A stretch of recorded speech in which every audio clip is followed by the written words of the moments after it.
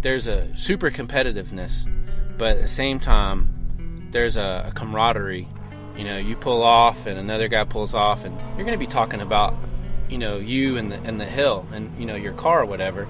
But there's just a common camaraderie, and I think there's mutual respect, more so up here than probably in any other facet of, you know, drag racing, you know, road racing, any of that kind of stuff. I think up here on the hill, it's more about you and the hill. Coming to the mountain has always been a part of, you know, just the driving experience. It's been, you know, what the cars were designed for, chasing the hills, chasing the turns. So way before even the import scene, these mountains here have been run by, you know, V8 guys. They've been run by British guys. I mean, that's why you see such an eclectic group of people up here, from, you know, British, Japanese, American. There's some of everything that runs up here. At the end of the day, you know, some kid comes up here and he has all this stuff on his car. He's going to find out whether he made the right choice or not. It's going to be overheating. It's going to be detonating. At the end of the day, it's still, you know, you against the hill, and the hill doesn't respect anything. You got to come with your game proper when you come up here.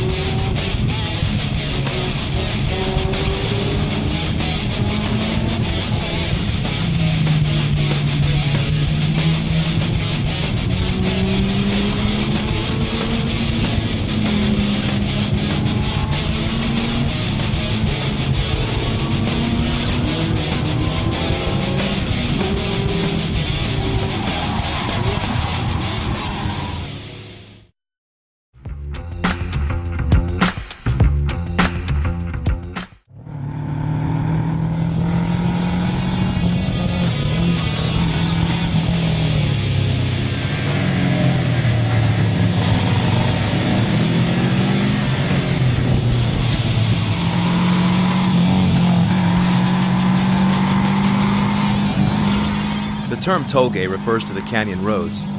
At times, these highways transform into racetracks as racers speed up and down the mountain. Some come to run against others for bragging rights. Others come to challenge the hill. This is a story of three groups who share this common bond with the mountain, and how their experiences chasing the Touge have led them to motorsports.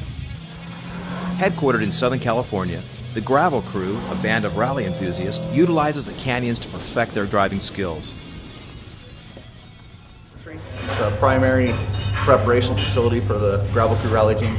Most of the stuff gets brought down here, put up on the rack, prepared thoroughly before each event, whether it be a rally cross or a full forest rally, and then comes back here for tear down and repairs. Today they're working on a car damaged in a recent rally. We had an incident take place at the last rally that was pretty ugly. You can take a look at the skid plate. It used to be nice and smooth and straight. Now it's hammered. Marty, being one of the star drivers of the Gravel Crew, he won the CRS Rallycross Championship last year. And well, him and I go like this. It's all about who can be the fastest. Last year I took a championship in CRS Rallycross, and also I took the Tombstone Championship for last year, which was 2003. Other than that, I just got off and on a few wins here and there, and a lot of seconds and thirds.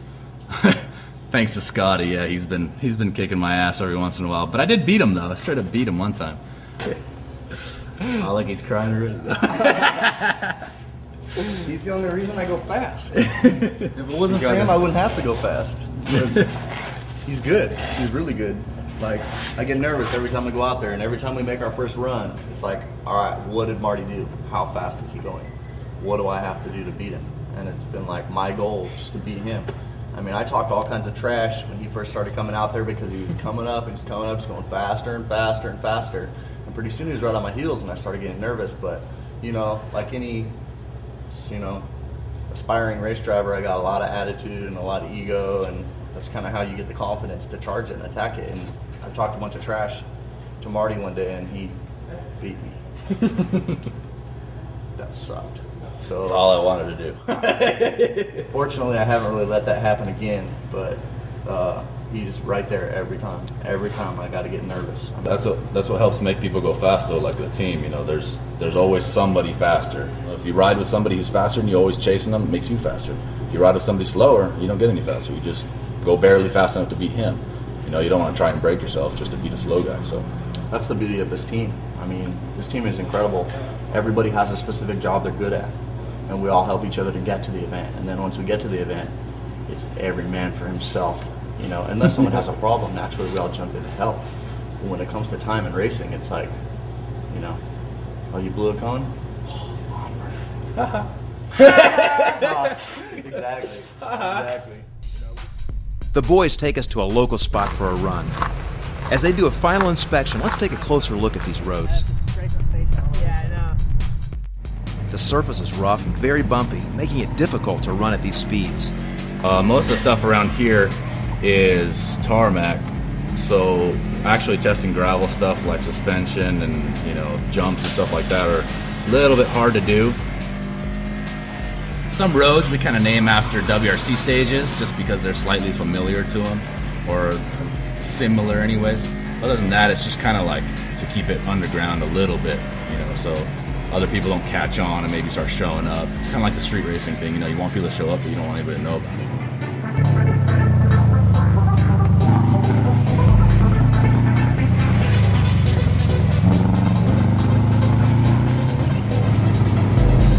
And when you learn a road really well, you don't get as scared of it anymore because you know what's around the corner usually. Like this road here, it's just like I could close my eyes and draw it and I would just know, exactly every corner, how many degrees, just everything, this is like my road.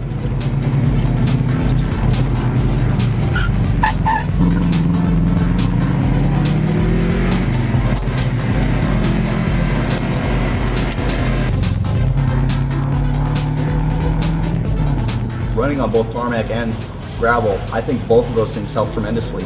The fast line in rallying is straight. The less sideways you are, the quicker it goes. So the tarmac teaches you to keep and hold a good line. Where the rally, the car is always in trouble, it's always sideways, it's always crooked. So when that sort of thing takes place in the canyon, you're comfortable with it, you understand what's going on with the dynamics of the car, and you're able to get yourself out of the problem.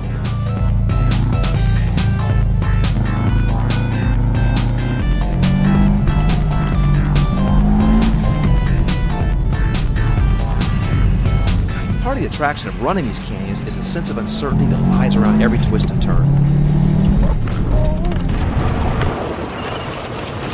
These roads have seen plenty of close calls in their day.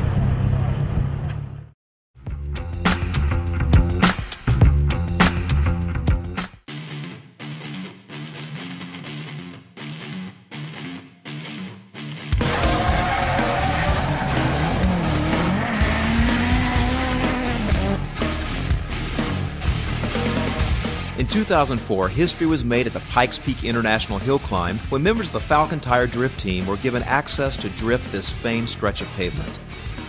Spectators got a first-hand look at how the sport of drifting began in Japan. Back in those days, without many places to practice, drifters would tackle sections of the mountain, sliding their car through the corners, burning rubber and wreaking havoc.